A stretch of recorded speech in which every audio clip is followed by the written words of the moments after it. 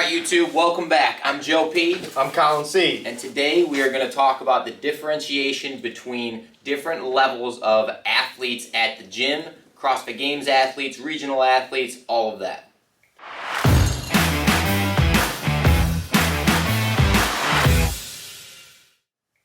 Alright guys, so where we're going to start at is our gym athlete. What are we looking for in our gym athlete? What should we expect? And by gym athlete, we are going to define it in some terms and some ways that other people may not, but this is going to stick to us and what we're going to use for this video and going forward. One way we like to define our gym athlete is about the 3 to 5 timer per week. This is your everyday, your mom, your dad, your brother, your grandma, your grandpa that is literally just doing fitness here to stay more fit for life. They're looking to improve their overall GPP. They really don't care about anything else other than staying fit, staying alive a little bit longer, and maybe feeling a little bit more healthier throughout their day and throughout their week. So these athletes are not an open athlete. What we mean by that is that they don't define themselves as wanting to or looking forward to doing the open. They might do the open, but they're not necessarily going to do the open.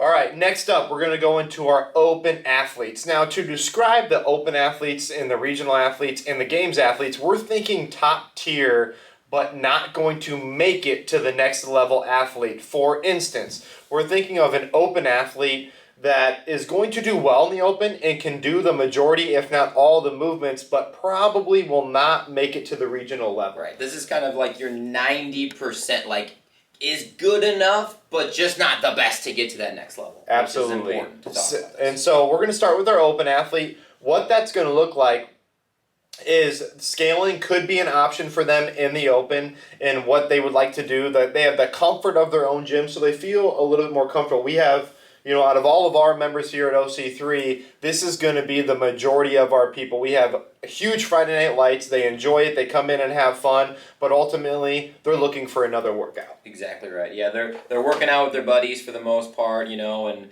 just looking to kind of stay fit. Absolutely. And this is going to be a tough one to say because everybody's so crazy about judging nowadays and it's all on camera, but the judging standards are going to loosen. They loosen on these athletes a little bit. I'm not going to lie. No, it isn't no rep, no rep, no rep. It is, hey, you might want to get your toes to the bar, or hey, you might not have jumped off 2 feet on that burpee, and then maybe you start giving out no reps. But this isn't the judging standards, like I said, are going to loosen a little bit for these athletes. Exactly. You have to know, too, who this athlete is. I mean, you can't do that with your regional athlete. You can't do that with the people that are, like, going to make it for sure. These are the people that, yeah, like you said, doesn't really get the wall ball all the way up there. Hey, just get it up there next time. Absolutely. Another thing that I think is important to mention, just because we've seen it so much, cheaters. That there's a lot of freaking cheaters. People cheat. That's what they do. They cheat. So you've got Karen. I don't know why we're using Karen, but we're going to use Karen for this instant. Karen's a cheater. And Karen kills it all year long. Up comes late February, March. Oh yeah, it's time for the open. Time for the open, right? Karen's been killing it since September. Been in the gym twice a day. And for some reason, Karen's not here. Nope. It's Friday night. There's 100 people in the gym, but Karen ain't here, right? She's gone. Karen's either injured right now. Yep. Or she's back in her hometown where she doesn't have a judge, but she'll do the workout. She'll send you her score. For sure. 100%, right? But never does it in front of everybody else where there's judges. So that is the kind of open athlete we're talking about. And honestly, that's not a bad athlete. That's not a bad person. It's just the truth. That's the category these type of athletes fall in. And if you haven't met one of those athletes, number one, you run the best gym in the whole world. And number two, you're a fucking liar. Okay, let's just be honest. Number three, you're probably that athlete. Yeah, you're probably that person, okay? They usually do regular class programming.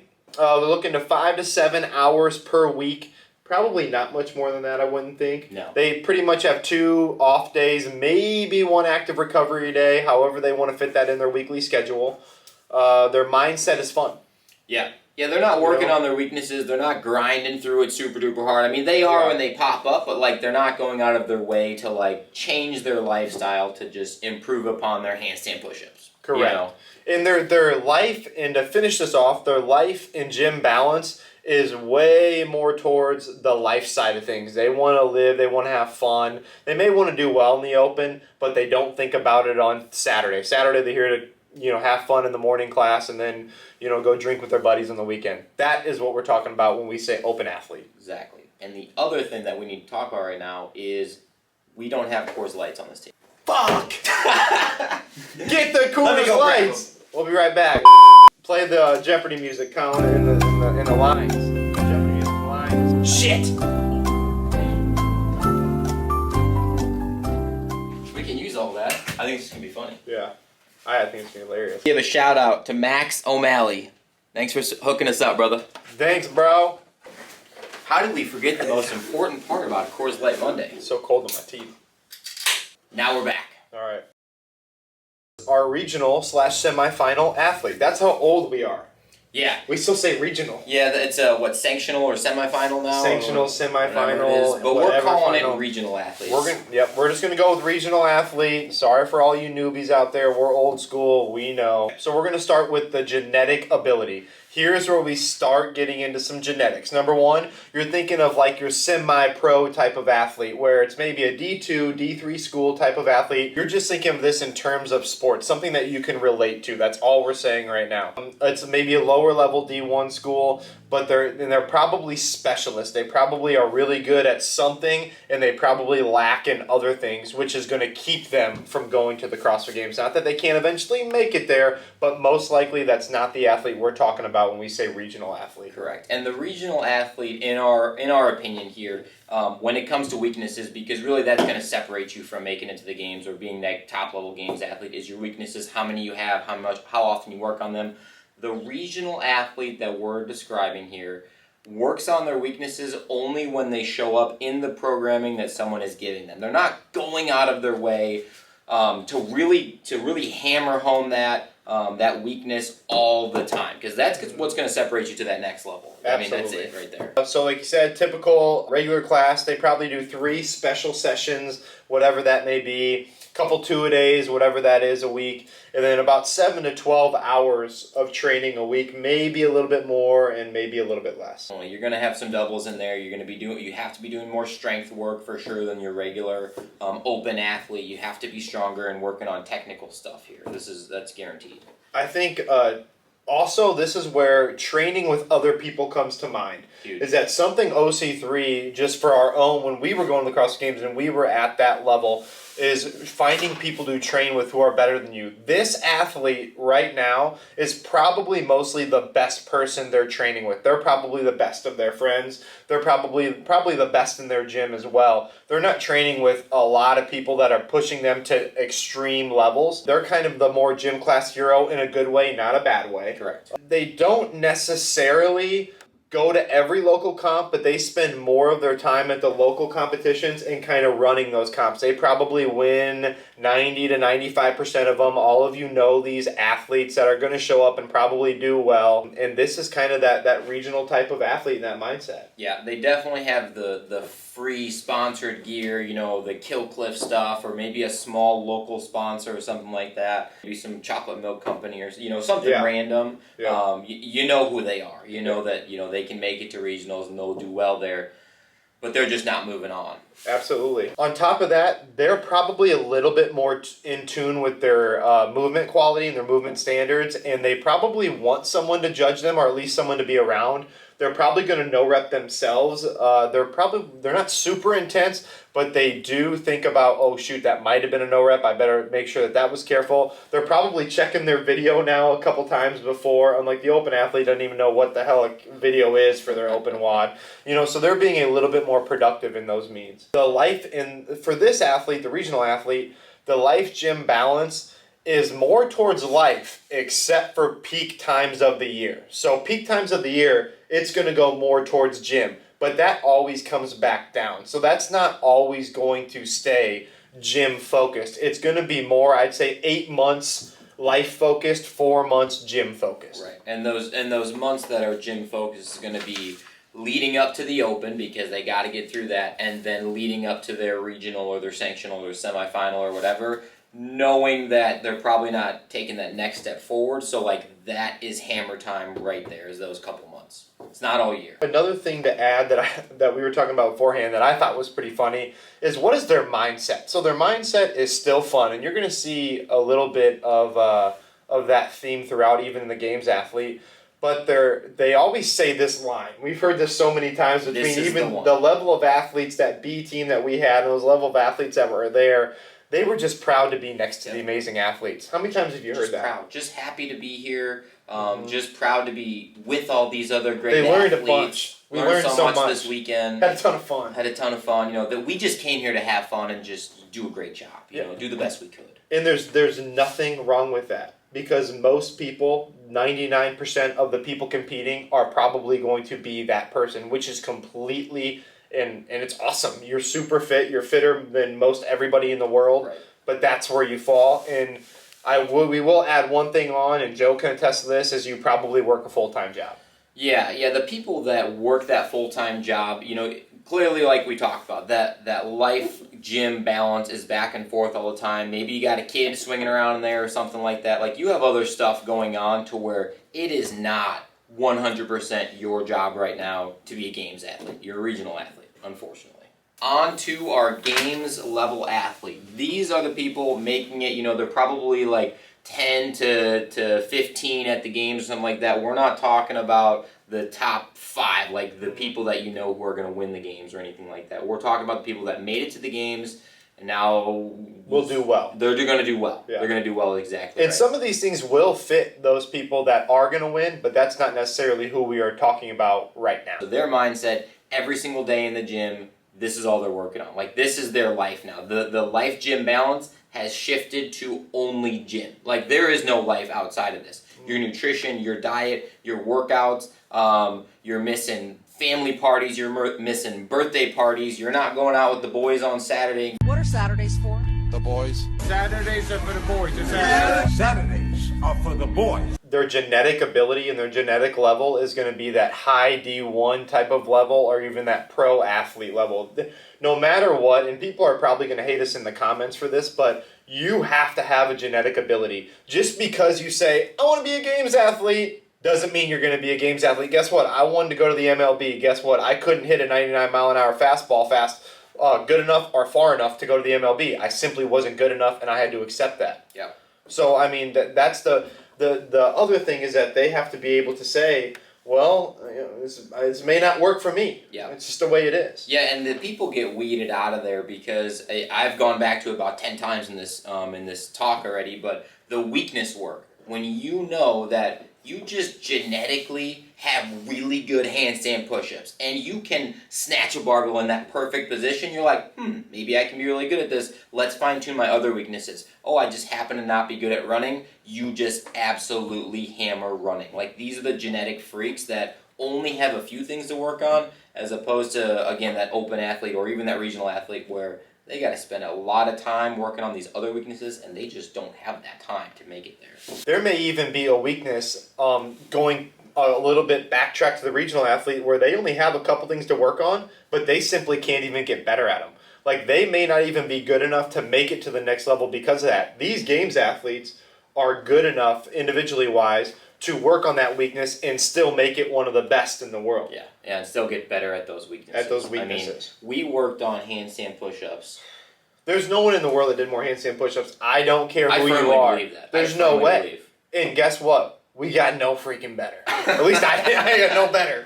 I'm still couldn't do any handstand push-ups. Oh, I just have neck issues now. Oh my gosh. That's an issue. But it is what it was. You know, it wasn't meant to be. You know. Another thing is they typically they don't have a job. This is their job. Yeah. So the sponsors are probably giving them money, some sort of monetary or something to help pay for some of their bills. That's really the only way it's going to work. Or they have to work with where, you know, they're in school helping out with loans, or they're taking on another role in school. They're doing something, making some decision that allows them to train the way they want to train, sleep the way they want to sleep, recover the way they want to recover, buy the food they want to. If that's living with their parents, whatever it is, they are figuring that out. Yeah, even for myself as a physical therapist, you have options of, well, you know what, I'm just going to extend my lunch out to a 2-hour lunch and just see people later on in the afternoon so that I can train early in the morning, train over lunch, get something in, and then train at night again. Like, it's doable with a job, but you really have to make some sacrifices in your life, and these people are the freaks that are going to do it. Yeah. Their schedule. So next, there's your schedule as this type of CrossFit Games athlete. You're looking at probably 2 to 3 sessions a day, probably about 3 to 5 hours a day of actual work. And that's not always working out. Could be recovery. It could be this, could be that. But that's typically what you're looking at. And again, different schedules for different people. I'm sure people got different stuff going on, but typically that's probably what you're looking at. Yeah, and when you're at this level too, you've become so efficient with your day and how to get better, faster, stronger that you're not necessarily in the gym for 4 hours straight in the morning. Maybe you could be, I don't know, but maybe you're knocking it out between an hour to 2.5 hours of like a strength, a workout, accessory, and then you're back in later and you're doing it again. Mm-hmm. Your training partners, this is huge. In my opinion, there's if you had to choose, pick good training partners or pick the best coach in the world, fire your coach and get the best training partners. I'm not kidding you. I agree. You will be better. I mean, seriously, if you can get a better training partner and someone that is in the mindset and show up every day, that is your best bet. No matter what your coach tells you, I'm sure they are great and they're the best in the world and they'll tell you everything you ever want to hear. It don't freaking matter. Nope. Get yourself the best training partner you possibly can, and you will be better. All right, just look at the people in the past who've won the games and look at the people who they were training with.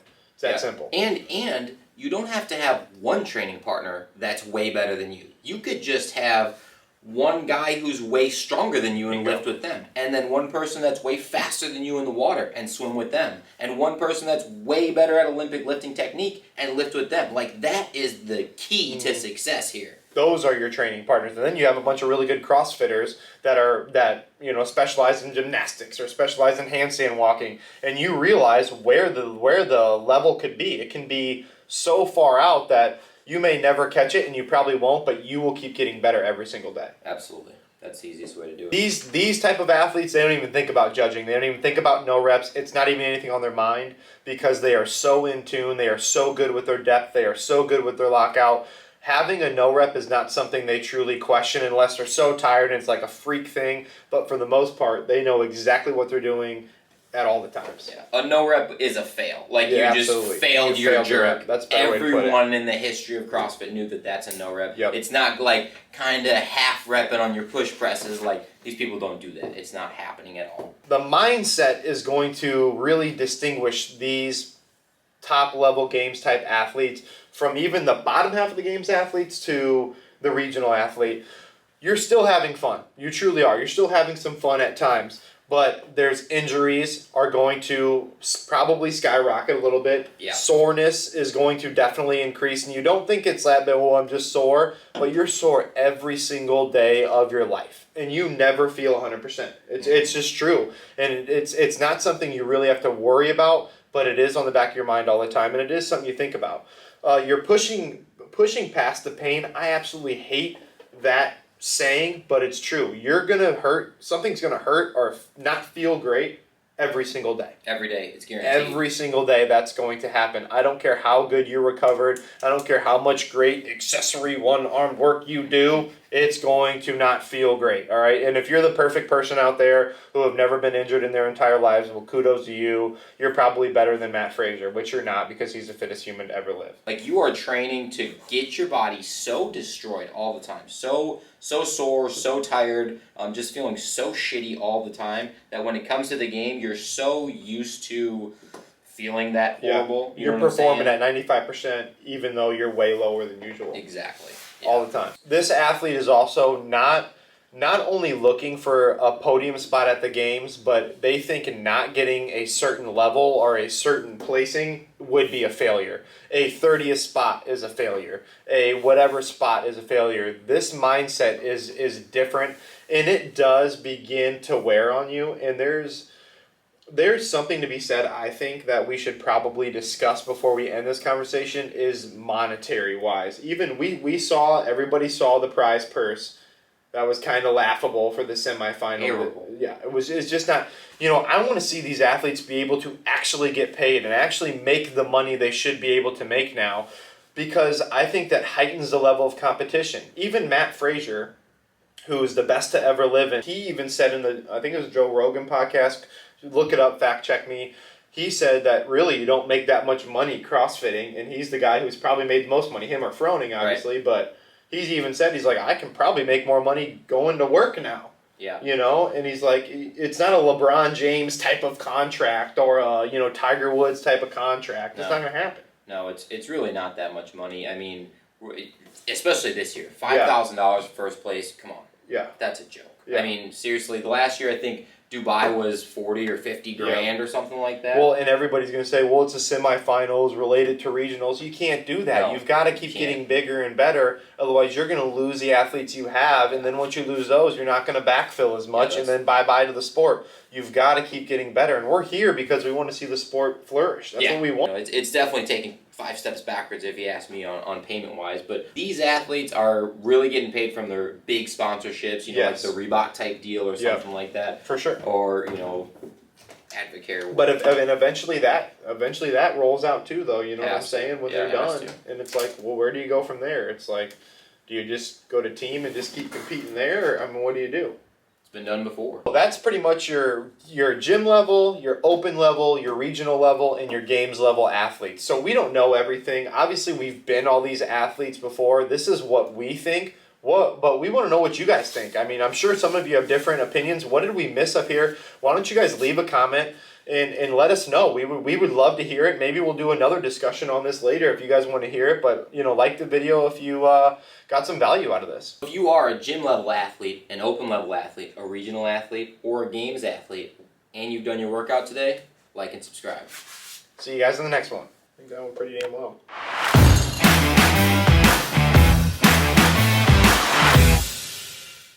Just hit the home. You ever see one of those phones before, Colin?